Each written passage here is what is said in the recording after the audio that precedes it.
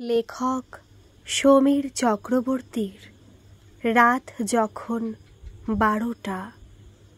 ও চক্রবর্তীবাবু, চক্রবর্তীবাবু! হঠাৎ করে পেছন থেকে এই ডাক শুনে ঘুরে দাঁড়ালাম। তাকিয়ে দেখলাম শশধরবাবুকে হন্তদন্ত হয়ে আমার দিকেই আসছেন। কাছে আসতেই জিজ্ঞাসা করলাম, কি হলো, কি ব্যাপার? আপনার মোবাইলটা কি খারাপ? এতবার ফোন করেছি কিন্তু কোনো উত্তর নেই। আমি তাড়াতাড়ি পকেট থেকে ফোনটা বের করে দেখলাম সাইলেন্ট মোডে করা আছে। কখন হয়ে গেছে কে জানে। সরি, সাইলেন্ট মোডে ছিল। যাই হোক, বলুন কি ব্যাপার?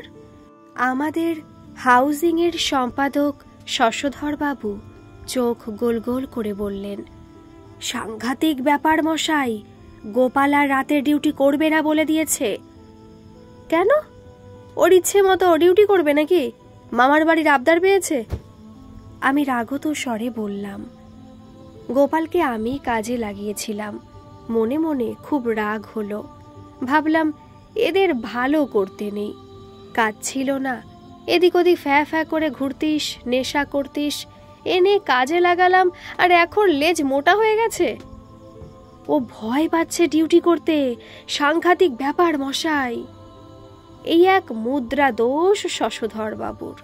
সব কথার মাঝে সাংঘাতিক ব্যাপার মশাই কথাটা বলা। ভয় পাচ্ছে? কিসের ভয়? চোর, ডাকাত, গুন্ডা, বাঘ, ভাল্লুক, কিসের?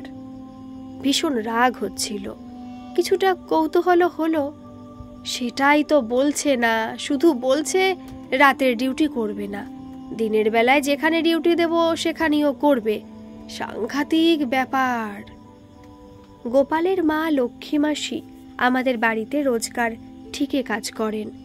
গোপাল আগে একটা কারখানায় কাজ করত, ওটা বন্ধ হবার পরে কিছুই করে না। এদিকে বিয়ে করেছে, 2 বছরের একটা বাচ্চাও আছে। ওর বউ পারুল ছোট বাচ্চা রেখে বেশি বাড়িতে কাজ করতে পারে না। গোপাল কয়েকজন আজে বাজে লোকের পাল্লায় পড়ে নেশা করা শুরু করেছিল। মাসির কাছে সব শুনে স্ত্রী সোহিনী আমায় বলেছিল, দেখো না, আমাদের হাউজিংয়ে যদি ওকে কোনো একটা কাজে লাগাতে পারো। মাসি রোজ ওর কথা বলে আর কান্নাকাটি করে। গোপালের বাবা নেই, বেশ কবছর আগে মারা গেছে। এখন সংসারটা মাসি আর ওর বউ পারুল চালাচ্ছে। আমাদের এই হাউজিং কমপ্লেক্সটা বেশ বড় সড়ো, প্রায় 900 ফ্ল্যাট রয়েছে, 3 দিকে 3টি গেট। সিকিউরিটিতে মাঝে মাঝে লোক নেওয়া হয় পুরনো লোক ছেড়ে গেলে।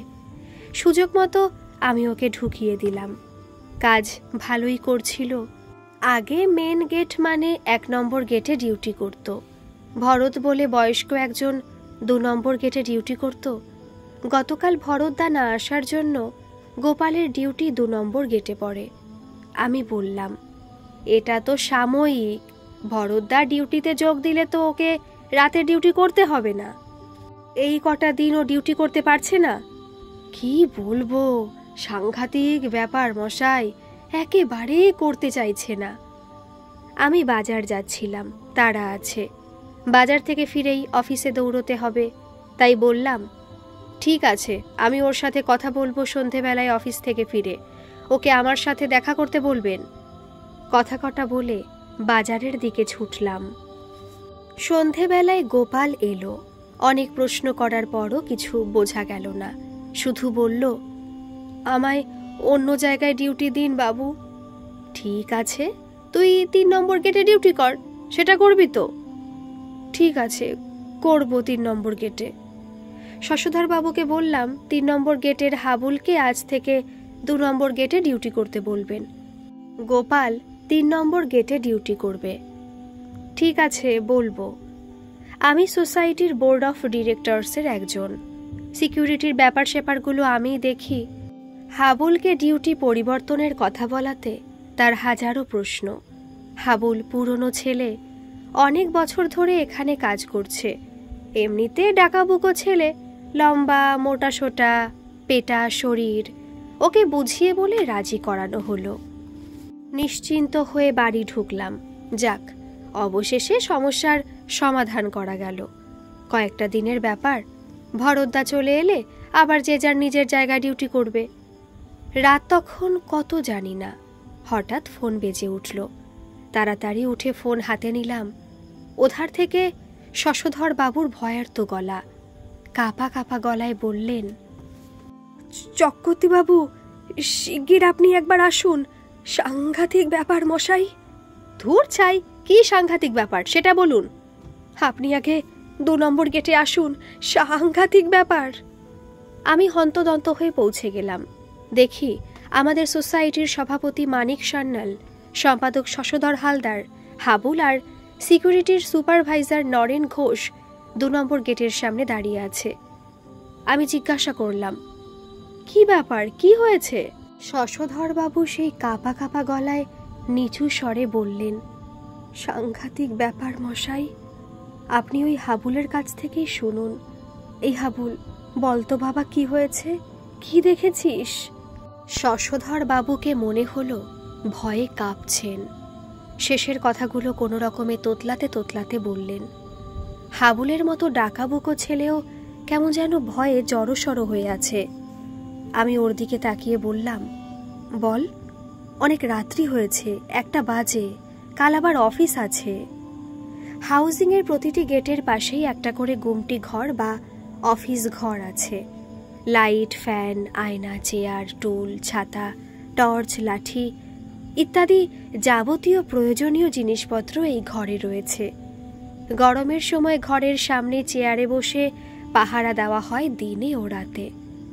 বৃষ্টির সময় বা বেশি ঠান্ডা পড়লে রাতে সিকিউরিটির লোকজন ঘরে বসে গেট পাহারা দেয়। ছোট বড় 2টো গেটই সবসময় লাগানো থাকে। পায়ে চলাচলের জন্য ছোট গেট আর গাড়ি চলাচলের জন্য বড় গেট ব্যবহার করা হয়। প্রয়োজন মতো গেট খোলা ও বন্ধ করাটা সিকিউরিটির কাজ। হাবুল একটু চুপ করে থেকে বলতে শুরু করলো, 8টা থেকে আমি এ গেটে ডিউটিতে রয়েছি। গেটের পাশে ঘুমটি ঘরের ভেতরে ফ্যানটা চলছিল।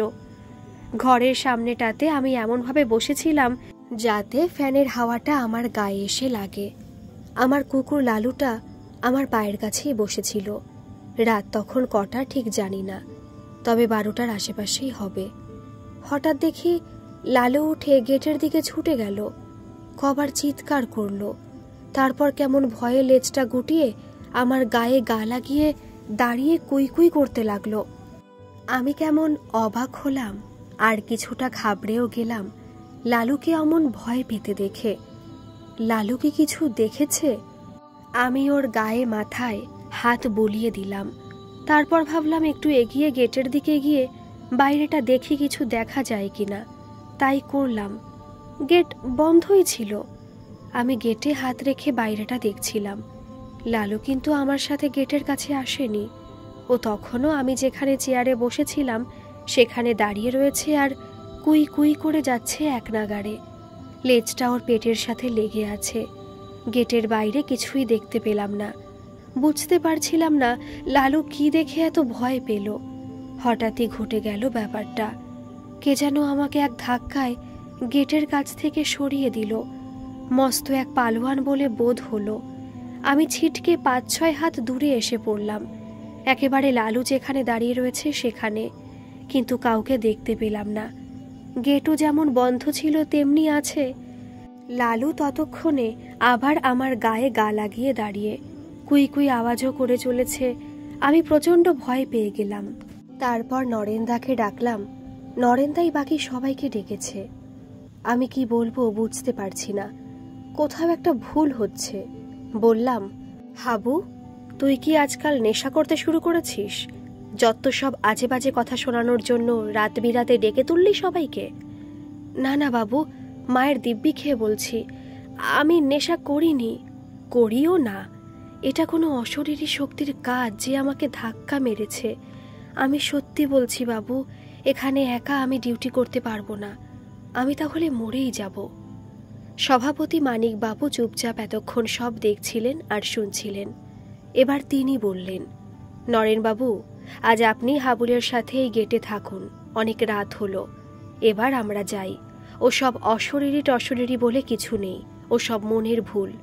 আর এসব কথা কাউকে বলবেন না, শুধু শুধু প্যানিক সৃষ্টি করার কোনো মানে হয় না। হাবুল ভয় পেয়েছে বলেই আপনাকে আজ রাতে ওর সাথে থাকতে বললাম। কি কোনো অসুবিধে নেই তো? নরেন বাবু বললেন, আজ্ঞে না স্যার, আমি থাকবো ওর সাথে। আমরা তখনকার মতো চলে এলাম। বাড়ি ফেরার পরেও আমার মনে একটা খটকা লেগেই রইল।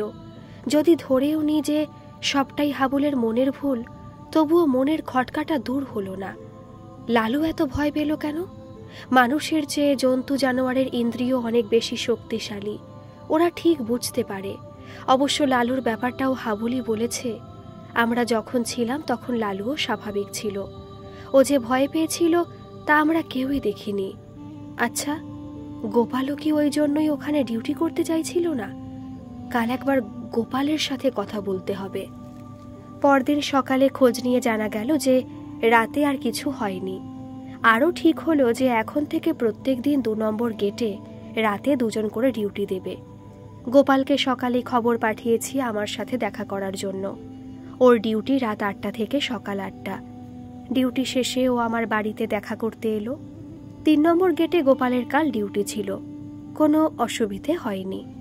ওকে আমি কাজটা দিয়েছিলাম বলেই হোক বা ওর মা আমাদের বাড়িতে কাজ করে বলেই হোক, ও আমাকে অন্য চোখে দেখে, সম্মানও করে। অনেক প্রশ্ন করে সেদিনের ঘটনা সম্পর্কে যা জানতে পারলাম তা এরকম। রাত 12টা 12:30 নাগাদ একটা গাড়ি ঢোকে। গোপাল গেট খুলে দেয়। গাড়ি ঢোকার পর গোপাল যখন গেটটা আবার বন্ধ করছিল, তখন হঠাৎই একটা দমকা ঝোড়ো হাওয়া এসে ওকে ছিটকে ফেলে দেয়। গেটটাও আবার খুলে যায়। কয়েক সেকেন্ডের জন্য ওই দমকা হাওয়া আসে আর পরক্ষণেই বন্ধও হয়ে যায়। গোপাল বলল, বাবু, ওই গেটে ভূত আছে, আমাকে ভূতেই ধাক্কা মেরেছে। আমি না হলে 3-4 হাত দূরে ছিটকে পড়তাম না।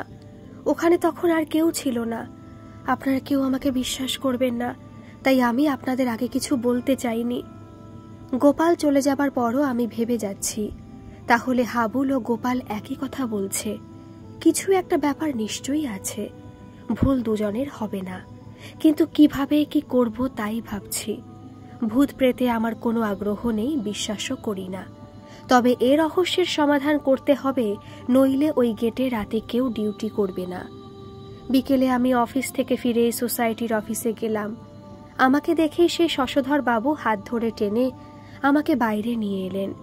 তারপর দুপাশে লোকজন আছে কিনা দেখে ফিসফিসিয়ে বললেন, সাংঘাতিক ব্যাপার মশাই, আজ ছন্দা কম্পিউটারে কি সব দেখেছে বলছিল। আমাকে ঠিক বলল না, তবে ও হনহন করে মানিকবাবুর বাড়ি গেল। বোধহয় ওই জন্যই গেছে। মানিকবাবু এলে জানা যাবে। আপনি একটু থেকে যান, মানিকবাবুর সাথে দেখা হয়ে যাবে। আমি অফিস থেকে ফিরে বাড়িতে ঢুকিনি এখনো। শশধর বাবুর কথায় থেকে গেলাম। ছন্দাদি মানে ছন্দা ঘোষও সোসাইটির একজন নির্বাচিত ডিরেক্টর, আমাদেরই মতো। মোটামুটি কম্পিউটার জানেন বলে কম্পিউটারের অনেক কাজ উনিই করেন। এছাড়া সিসিটিভির ফুটেজগুলো ওনার প্রতিদিন দেখার কথা। বেসরকারি অফিসে চাকুরিরতা, রাত 9টার আগে সাধারণত ফিরতে পারেন না, তাই প্রতিদিন সময় হয় না। যখন সময় পান তখন রেকর্ডিং করা ফুটেজগুলো উনি দেখেন। আজ কি তাহলে ওই ফুটেজেই কিছু দেখেছেন? কি দেখেছেন? সেই ভৌতিক ব্যাপারের কোনো আজ তিনি সিসিটিভির ফুটেজে পেয়েছেন কি? সভাপতিকেই বা উনি বলতে গেলেন কেন? সম্পাদককে বললেন না কেন? এরকম হাজারো প্রশ্ন মাথায় কিলবিল করতে লাগলো। অপেক্ষা করা ছাড়া কোনো কিছুই করার নেই। আধ ঘন্টা পরে মানিকবাবু ও ছন্দাদি এলেন। শশধর বাবু সহ আমরা 4 জন সরাসরি ভেতরের ঘরে ঢুকে গেলাম। দরজা ভেতর থেকে লাগিয়ে দেওয়া হলো যাতে বাইরে কেউ কিছু শুনতে না পায়।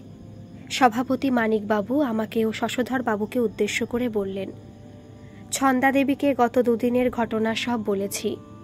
উনি কম্পিউটারে অদ্ভুত কিছু ব্যাপার স্যাপার লক্ষ্য করেছেন, যা আপনাদের দেখাবেন। তারপর তিনি ছন্দাদিকে বললেন, ছন্দা দেবী কি দেখেছেন আমাদের সকলকে দেখান। ছন্দাদি প্রথমে বললেন, আমি গত কয়েকদিন সময় পাইনি বলে সিসিটিভির ফুটেজ দেখতে পারিনি। আজ খুলে বসে দেখতে শুরু করে এক অদ্ভুত ব্যাপার আমার নজরে এলো। শশধর বাবু পাশ থেকে বললেন, দেখান দেখান, এ তো সাংঘাতিক ব্যাপার মশাই। মানিকবাবু মৃদু ধমকের সুরে, থামুন তো মশাই, সবসময় সাংঘাতিক ব্যাপার সাংঘাতিক ব্যাপার। আপনি জানেন উনি কি দেখাবেন? আজ্ঞে না। ছন্দাদি কম্পিউটার খুলে দেখাতে শুরু করলেন। একে একে গত 4 দিনের ফুটেজে যা দেখা গেল সে এক কথায় সাংঘাতিক ব্যাপারই। ঠিক রাত 12টার সময় প্রতিদিন এটা হয়েছে। প্রথম 2 দিন ডিউটিতে ছিলেন ভরতদা, পরের 2 দিন যথাক্রমে গোপাল ও হাবুল। সিসিটিভির ফুটেজগুলোতে দেখা যাচ্ছে যে ভরতদা গেটের কাছে পায়চারি করছিলেন। ঠিক 12টার সময় হঠাৎ ভরতদাকে কে যেন ধাক্কা মারল আর ভরতদা 3-4 হাত দূরে ছিটকে পড়লেন। পরক্ষণে উঠে দাঁড়িয়ে রাগে চোখ বড় বড় করে চিৎকার করতে লাগলেন, কে রে, কোন শুয়োরের বাচ্চা আমাকে ধাক্কা মেরে পালালি? বাপের বেটা হোস তো সামনে আয় দেখি। কিন্তু কেউ কোথাও নেই। এরপর উনি দৌড়ে ঘরে ঢুকে লম্বা লাঠিটা নিয়ে আবার গেটের কাছে গেলেন, কিন্তু কিছু দেখতে পেলেন না। এরপর ভরতদা ওই অদৃশ্য ব্যক্তির উদ্দেশ্যে গালাগালি করলেন যে ওনাকে ধাক্কা মেরেছে, আরও কিছু বিড়বিড় করে বললেন। দ্বিতীয় দিন ভরতদা হাতে লাঠি নিয়ে আগে থেকেই তৈরি হয়েছিলেন। সেদিনও রাত ঠিক 12টার সময় একই ঘটনা ঘটল। ভরতদা গেটের কাছে দাঁড়িয়েছিলেন। হঠাৎই কেউ যেন সজোরে একটা ধাক্কা মারল ভরতদাকে, যাতে উনি ছিটকে অনেকটা দূরে গিয়ে পড়লেন। হাতে লাঠিটাও অনেকটা দূরে গিয়ে পড়ল। ভরতদাকে দেখে মনে হলো কেমন যেন ঘাবড়ে গেছেন। যেমন বিস্মিত তেমনি ভয়ার্ত দৃষ্টিতে চারিদিকে দেখতে লাগলেন। আমরা একদমই চুপ মেরে গেছি। সত্যি কোনো কিছুই মাথায় এলো না। এটা কি দেখছি? এসব কি হচ্ছে? সভাপতি মানিকবাবু ছন্দাদিকে বললেন, কাল আর পরশুর ফুটেজ দুটো দেখান তো দেখি। ছন্দাদি গত 2 দিনের ফুটেজও দেখালেন। বাকি সমস্ত কিছু এক রকমের। শুধু গেটের কাছে ভরতদার পরিবর্তে গোপাল আর হাবুলকে কোনো এক অদৃশ্য শক্তি যেন সরিয়ে দিচ্ছে বা ধাক্কা মারছে। ওই সরানোর জন্যই ওরা ছিটকে পড়েছে। কিছুই মাথায় ঢুকছে না। এটা কি ভূত না অন্য কিছু? ভূত বলে কিছু আছে বলে বিশ্বাস করতে মন চায় না। তবে এটা কি? সিসিটিভির ফুটেজকে অস্বীকার করি কিভাবে? সবচেয়ে আশ্চর্যের বিষয় এটাই যে ক্যামেরাতেও কিছু ধরা যাচ্ছে না, খালি চোখে তো নয়ই। ফলে ভরতদা, গোপাল বা হাবুল ধাক্কা খেয়ে পড়ে গেছে, তবুও কাউকে দেখতে পায়নি। ওরা দুজনের কেউই মিথ্যে কথা বলেনি, এটা বোঝা গেল। লালু তাহলে কিভাবে দেখলো বা বুঝলো? ও কি সত্যি কিছু দেখেছিল, নাকি ওর ষষ্ঠ ইন্দ্রিয়ের সাহায্যে এটা বুঝতে পেরেছিল? ঘরের সবাই চুপচাপ। শশধরবাবু ভয়ে একদম সিটিয়ে গেছেন। মুখ দিয়ে তার আর কোনো কথা বের হচ্ছে না। ছন্দাদির কাছেও ব্যাপারটা নতুন, কারণ উনি গোপাল বা হাবুলের সাথে গত 2 দিন কি ঘটেছে জানতেন না। আজই প্রথম তিনি মানিকবাবুর কাছে সব শুনেছেন। উনিও যে বেশ ভয় পেয়েছেন তা মুখ দেখে বোঝা যাচ্ছে। সভাপতি মানিকবাবু প্রথম মৌনতা ভঙ্গ করে বললেন, নেক্সট অ্যাকশন প্ল্যান তাহলে আমাদের কি হবে? এটাকে বেশি দিন চেপে রাখতে পারবেন না। তাছাড়া যদি কোনো অঘটন ঘটে যায় তখন এর দায় আমাদের সকলের উপর এসে পড়বে, সেটাও ভাবতে হবে। একবার ভরতের সাথে কথা বলতে হবে। এতদিন ওই এখানে ডিউটি করেছে, ওকে কিছু দেখেছে? সিসিটিভির ফুটেজে দেখে বোঝা গেছে ওর ডিউটির সময়ও এটা হয়েছে। শশধর বাবু, আপনি একবার ভরতের খোঁজ নিন। হ্যাঁ, ভরতদার খোঁজ নেওয়া হলো। পরদিন 7 সকালেই ভরতদার বাড়ি আমি শতপ্রণোদিত হয়ে গেলাম। শশধর বাবু যেতে চাইলেন না। ভূতের ভয়ের কারণেই হবে, যদিও তা স্বীকার করলেন না। ব্যক্তিগত কারণেই যেতে পারবেন না, এ কথাই উনি বললেন। ভরতদা এখন অনেকটাই সুস্থ। 1-2 দিনের মধ্যে কাজে যোগ দেবে বলল। ওর কাছে যা শুনলাম তা আগেই আমার জানা ছিল। সিসিটিভির ফুটেজে সবই দেখা। বয়স্ক পিতৃতুল্য মানুষটি খুব সাহসী। প্রথম দিন ও বুঝতে পারেনি কোথা থেকে কি হলো। দ্বিতীয় দিন ও বুঝতে পেরেছিল যে এটা ভুতুড়ে কাণ্ড কারখানা। ওর ডিউটি করতে কোনো আপত্তি নেই। ও একাই ডিউটি করবে বলল, সাথে কাউকে চায় না। এটাও বলল যে ভূত প্রেত সে অনেক দেখেছে, ওরা কখনো কারো ক্ষতি করে না যদি না কেউ ওদেরকে বিরক্ত করে। আমি কিছুটা আশ্বস্ত হলাম। তাহলে ভরতদা কাজে যোগদান করলে আর কোনো অসুবিধে হবে না। ভরতদা বলল, আমি আজ যদি বা যেতে না পারি কাল থেকে অবশ্যই ডিউটিতে যাব। শশধর বাবু আর মানিকবাবুকে সব জানিয়ে বাড়ি ফিরে এলাম। গতকাল 2 নম্বর গেটে হাবুল ও কিশোর নামের অন্য একটি ছেলে ছিল। ওরা ঘরের ভেতরে বসেছিল, কোনো কিছু ঘটেনি। আজ রাতে ওরাই থাকবে যদি ভরতদা না আসে। ভরতদা এলে ভরতদা একাই ডিউটি দেবে। রাতে শশধর বাবু ফোন করে বললেন, আজ হাবুল আসেনি, কিশোরকে একা ডিউটিতে রাখা যাবে না। আর কেউ নেই যাকে পাঠানো যাবে কিশোরের সাথে। আপনি দেখুন কি করবেন। গত 2 দিন ধরে আমি ভাবছিলাম একদিন রাতে 2 নম্বর গেটে হাবলদের সাথে থাকব। আজ এই অভাবনীয় সুযোগটা এসে যাওয়াতে মনে মনে বেশ খুশি হলাম। আমি শশধর বাবুকে চিন্তা করতে বারণ করলাম, আর এও বললাম যে আজ রাতে কিশোরের সাথে আমি থাকব। শশধর বাবু আতকে উঠলেন। যাই হোক, সোহিনীকে বুঝিয়ে বলে রাতের খাওয়া দাওয়া সেরে 11টা নাগাদ 2 নম্বর গেটে পৌঁছে গেলাম। এই ভুতুড়ে ব্যাপার সম্পর্কে সোহিনীকেও কিছু বলা হয়নি। ও জানলে কিছুতেই আমাকে আসতে দিত না, কারণ ওর প্রচণ্ড ভূতের ভয়। ওখানে গিয়ে ভরতদাকে দেখে অবাক হলাম। ও, তুমি চলে এসেছো? কিশোর কোথায়? হ্যাঁ, চলে এলাম। বাড়িতে আর কত বসে থাকবো? কিশোরকে আমি 1 নম্বর গেটে পাঠিয়ে দিয়েছি। কিন্তু বাবু, এত রাতে আপনি? আমার আসার কারণ বললাম। ও বলল, দরকার নেই বাবু, আপনি চলে যান। আমি তো এসেই গেছি, শুধু শুধু কষ্ট করবেন কেন? না ভরতদা, আমি আজ রাতটা এখানে তোমার সাথেই কাটাবো। সময় গড়িয়ে চলে। আমি আর ভরতদা বসে বসে গল্প করছি। 12টা বাজতে এখনো অনেক দেরি আছে। গেটের পাশে সিকিউরিটির ঘরের সামনেই আমরা বসে। একটা টেবিল ফ্যান ঘরের মধ্যে চেয়ারে বসানো। ওর হাওয়া এসে আমাদের গায়ে লাগছে। গ্রীষ্মের রাত, বেশ গরম। ঘরের মধ্যে একটা বড় আয়না রয়েছে, যাতে বাইরে থেকেও মুখ দেখা যায়। একবার উঠে দাঁড়িয়ে আয়নায় চুলটা ঠিক করে নিলাম। এটা আমার দুর্বলতা, বারে বারে চুল আঁচড়ানো। নানান কথার মাঝে আমি ভরতদাকে জিজ্ঞাসা করলাম, আচ্ছা ভরতদা, আপনি কখনো ভূত দেখেছেন? ওদের কোনো অস্তিত্ব আছে বলে তো আমার মনে হয় না। আলবাত আছে।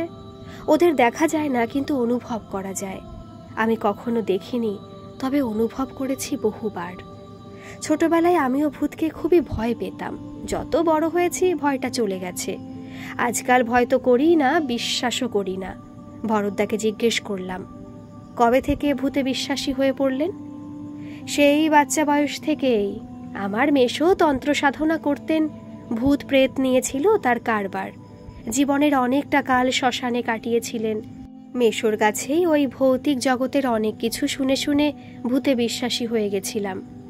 তাহলে যে লোকে বলে ভূত দেখেছে, সেটা কি মিথ্যে? তা বলতে পারবো না আমি, তবে আমি কখনো দেখিনি। আমার মেশো বলতো যে ওরা নিজে না চাইলে কেউ ওদেরকে দেখতে পারে না। এইভাবে অনেকক্ষণ আমাদের মধ্যে কথা হচ্ছিল। আমি মোবাইলের সময়টা দেখছিলাম বারবার। 12টা বাজতে আর মিনিট 10 বাকি।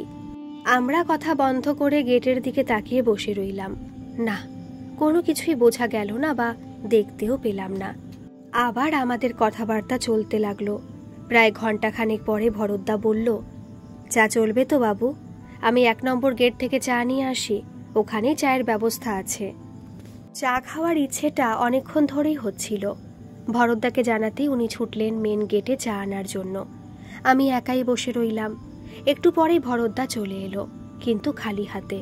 আমি অবাক হয়ে ভরতদাকে প্রশ্ন করলাম, চা কই? চা পাওয়া যাবে না? হচ্ছে, সময় লাগবে তো, তাই চলে এলাম। আপনি একা আছেন এখানে, তাতে কি হয়েছে? আমারও সব ভূত ভূতে ভয় নেই। ওরকম সবাই বলে, ভূতের সামনে পড়লে সবার অবস্থাই খারাপ হয়ে যায়। আরে সামনে পড়বে কিভাবে? তুমি তো বলেছো ওদের কখনো দেখোনি, শুধুমাত্র অনুভব করেছো। সেটা তো তোমার মনের ভুলও হতে পারে, যেমন আর সকলের হয়। আমি এও বলেছিলাম যে ওরা না চাইলে কেউ ওদেরকে দেখতে পাবে না। এমন তো হতেই পারে যে ওরা আপনাকে দেখা দিল। তবে কি করবেন? বিশ্বাস করবেন? তুমি নাকি বলো ভরতদা? তেমন কখনো হবে না, আগে হোক তারপর বলবো। অবশ্য যদি না ঘাড় মোটকে দেয়। আবার হো হো করে আমি হাসতে লাগলাম। বেশ রাগত স্বরে বলল, অমন কথা বলবেন না বাবু। এসব নিয়ে ইয়ার্কি মশকরা আমার একেবারে ভালো লাগে না। বুঝলাম ভরতদা আমার ঠাট্টা ইয়ার্কি ঠিক পছন্দ করছে না। কেমন একটু গুম মেরে গেছে। একটু পরে বলতে শুরু করলেন, ওদেরকে নিয়ে আপনাদের অনেক ভুল ধারণা আছে।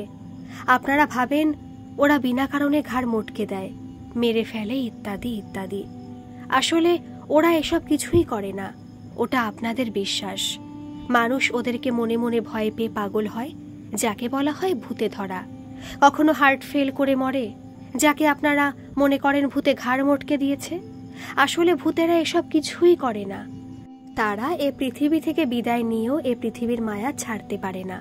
ওরা আমাদের চারপাশে সর্বক্ষণ থাকে। ওদের আমরা দেখতেও পাই না, চিনতেও পারি না। ওদের কিন্তু একটা আলাদা জগৎ আছে, যে জগতে মানুষ ঢুকতে পারে না।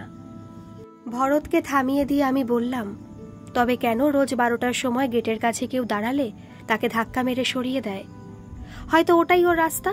রাস্তার মাঝখানে দাঁড়িয়ে থাকলে গাড়িও আপনাকে ধাক্কা মেরে চলে যায়। ওরাও তেমনি করে, কিন্তু কারোর কোনো চোট আঘাত লাগে না। আপনারা ভয় পাচ্ছেন, ভয়ের কোনো কারণ নেই। যাই, চা নিয়ে আসি। কথাগুলো বলে ও উঠে দাঁড়ালো। আমিও সঙ্গে সঙ্গে উঠে দাঁড়ালাম। হঠাৎ আমার চোখ ঘরের আয়নার দিকে পড়ল। ঘরের সামনে দাঁড়িয়ে আমি নিজেকে আয়নায় দেখতে পাচ্ছি, কিন্তু পাশে দাঁড়ানো ভরতদাকে দেখা যাচ্ছে না। অবাক হয়ে পাশে তাকালাম। না, নেই, ভরতদা আমার পাশে নেই। চরকির মতো ঘুরে চারপাশ দেখলাম, কোথাও নেই। ভরতদা ভরতদা বলে বেশ কয়েকবার ডাকলাম, না, কোনো সাড়া শব্দ নেই। মানুষটা একেবারে কর্পূরের মতো উবে গেল। আমার হঠাৎ করে কেমন ভয় করতে শুরু করলো। এটা কি ভৌতিক ব্যাপার? এবার আমার সত্যি ভূতের ভয় করতে শুরু করলো। ছোটবেলায় মায়ের কাছে শেখা ছড়াটা আওড়াতে লাগলাম। ভূত আমার ভূত, পেতনি আমার ঝি, রামলক্ষণ বুকে আছে, করবি আমায় কি? অনর্গল এটা আওড়াতে লাগলাম। মাঝে মাঝে রাম রাম করছি। রাতের নির্জনতা চিরে কোনো এক অজানা পাখি চিৎকার করতে করতে মাথার ওপর দিয়ে উড়ে গেল। ও বাবু, ও দাদা বাবু, ঘুমিয়ে পড়লেন নাকি? এই যে চা এনেছি। কি সব বলছেন আপনি বিড়বিড় করে? চোখ খুলে তাকিয়ে দেখি সামনে ভরতদা দাঁড়িয়ে, হাতে কেটলি আর কাপ। এই তো ভরতদা। তবে আমি কি আজে বাজে চিন্তা করছিলাম? কিছুটা সাহস এলো মনে। বললাম, হঠাৎ করে কোথায় চলে গেলে? এক্ষুনি তো এখানে ছিলে। আমি যে এত ডাকলাম, তুমি কোনো সাড়া শব্দ করলে না। ওই দেখো, আমি তো আপনাকে বলেই চা আনতে গেলাম। গিয়ে দেখি হিটারের কয়েল কেটে গেছে। সেটাকে ঠিক করে চা বানালাম, তাই একটু দেরি হলো আসতে। এতক্ষণ তো এখানে আমি ছিলাম না বাবু। সেই যে তখন গেছিলাম, আর এই এলাম এখন। না না, তুমি এতক্ষণ আমার সাথে এখানে বসে গল্প করছিলে। তারপর বললে চাটা এবার নিয়ে আসি। পরক্ষণে তোমাকে আর দেখতে পেলাম না। ভরতদা অবাক হয়ে কিছুক্ষণ আমার দিকে তাকিয়ে রইল। তারপর বলল, কি যে বলেন বাবু, আমি সেই আপনাকে বলে গেছিলাম আর এলাম। আপনি নিশ্চয়ই ঘুমিয়ে পড়েছিলেন আর স্বপ্ন দেখছিলেন। নিজেকে নিজে প্রশ্ন করলাম, সত্যি কি আমি স্বপ্ন দেখছিলাম? না, তা তো নয়।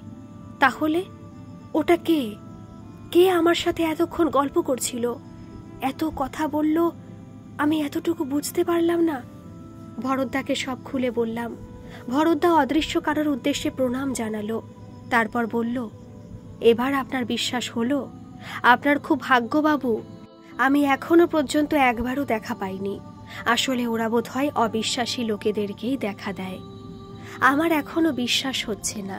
সত্যি কি এতক্ষণ আমি যার সাথে কথা বলছিলাম ওটা ভূত ছিল, নাকি ভরতদাই এসেছিল আমাকে ভূতে বিশ্বাসী করানোর জন্য? নাকি আমি স্বপ্ন দেখছিলাম? এখন যে আমার সামনে দাঁড়িয়ে, সে কি সত্যি ভরতদা? সব কেমন তালগোল পাকিয়ে গেল। হঠাৎ একটা কথা মনে পড়ল। কোথায় যেন শুনেছিলাম ভূতেদেরকে আয়নায় দেখা যায় না। এখন যার সাথে কথা বলছি সে সত্যি ভরতদা কিনা জানতে হবে। কেমন একটা সন্দেহ মনের মধ্যে উদয় হলো। হতে পারে এও ভূত, ভরতদার রূপ ধারণ করে আছে। আমি তার পরীক্ষা নেবার জন্য ভরতদাকে সিকিউরিটির ঘরের সামনে আসতে বললাম, যেখানে আমি দাঁড়িয়ে আছি। আমি নিজেকে আয়নায় পরিষ্কার দেখতে পাচ্ছি এখান থেকে। সুতরাং ভরতদা এলে তাকেও দেখতে পাবো, যদি না সে ভূত হয়। ভরতদা গুটি গুটি পায়ে আমার কাছে এগিয়ে এলো। না, আয়নায় ভরতদাকে দেখতে পাচ্ছি না। ভরতদা তো এখনো আমার পাশে দাঁড়িয়ে দাঁত বের করে মিটিমিটি হাসছে, কিন্তু আয়নায় না, নেই। তার মানে ইনি ভরতদা নন। আমার হৃদস্পন্দন এবার থেমে যাচ্ছে মনে হলো। সমস্ত শরীরের রোমকূপ খাড়া হয়ে গেছে, গায়ে কাঁটা দিয়েছে। কেমন অসম্ভব ঠান্ডা অনুভব করছি। আমি কি মৃত্যুর দিকে এগিয়ে যাচ্ছি? সামনে ভরতদা তার হলদে দাঁত বের করে এখনো হেসে যাচ্ছে। হঠাৎ মনে হলো আমার শরীরটা যেন দুলে উঠল। কেউ যেন আমার শরীরটা কিনে টানাটানি করছে। আমি আমি কোথায় চলেছি? কেউ যেন আমায় কাঁধে করে নিয়ে শূন্যে ভেসে চলেছে। অনেক অনেক উঁচু দিয়ে আমি যাচ্ছি। ওই তো সোহিনী, ও যেন আমার দিকে দুহাত মেলে কিছু বলতে চাইছে। আমি ওই শূন্য থেকে নামতে পারছি না, সোহিনীর কাছেও যেতে পারছি না। আমার হাতে পায়ে কোনো জোর নেই। আমায় কি তবে ভূতে নিয়ে যাচ্ছে ওদের ডেরায়? আর কিছুই জানি না, মনে নেই। যখন চোখ মেললাম তখন দেখলাম সোহিনী আমার পাশে বসে। কি গো, কেমন লাগছে এখন? যা ভয় ধরিয়ে দিয়েছিলে, দাঁড়াও আমি ওষুধ দিচ্ছি। ডাক্তার আঙ্কেল সকালে একবার দেখে গেছেন, বলেছেন আর ভয় নেই। নাও ওষুধটা খেয়ে নাও। কিছু খাবে? খিদে পাচ্ছে? মাথা নাড়িয়ে না বলতে চাইলাম, পারছি না। মাথাটা প্রচণ্ড ভারী লাগছে। সোহিনী বকবক করে চলেছে, সবকিছু কানে ঢুকছে না বা বুঝতে পারছি না। শুধু এটুকু বোঝা গেল যে ভরতদা, শশধর বাবু ও আরও অনেকে আমাকে ধরাধরি করে বাড়ি এনেছিল, ডাক্তার ডেকেছিল। সোহিনীর প্রথম মনে হয়েছিল যে আমার হার্ট অ্যাটাক করেছে। আমার তখন জ্ঞান ছিল না, ইত্যাদি ইত্যাদি। আমার হঠাৎ ভূতরূপী ভরতদাকে মনে পড়ল। আবার দু চোখে ঘুম নেমে এলো। গল্পটি কেমন লাগলো অবশ্যই কমেন্টে জানাবেন। ভালো লাগলে একটা সাবস্ক্রাইব করে দেবেন। ধন্যবাদ।